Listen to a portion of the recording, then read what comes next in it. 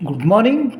ఇచ్చిన మాట కోసం, అదేవిధంగా దేశం రాష్ట్రం కోసం ప్రాణాలు అర్పించిన శ్రీకాంత్ తల్లికి, ఈ దేశభక్తులకు అందరికీ కూడా ఈ ప్రభుత్వము కొన్ని పదవులు ఇవ్వడం జరిగింది.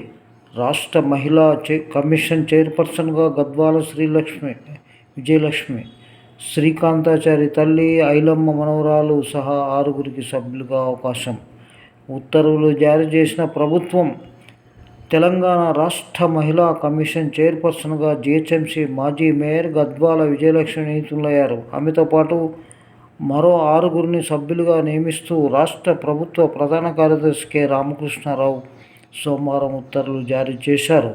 మహిళా కమిషన్ సభ్యులుగా తెలంగాణ ఉద్యమకారుడు దివంగత శ్రీకాంతాచారి తల్లి కాస శంకరమ్మ, తెలంగాణ సాయుధ పోరాట యోధురాలు ఐలమ్మ, చాకలి ఐలమ్మ మనవరాలు చిట్యాల శ్వేతతో పాటు శశికళ, యాదవరెడ్డి, సదాలక్ష్మి, ఎన్ రాధాబాయి, అజ్మా, అషాయి, షకీరాలను నియమిస్తున్నట్లు ఉత్తర్వులో పేర్కొన్నారు. వీరంతా 5 ఏళ్ల పాటు పదవి ఉంటారు.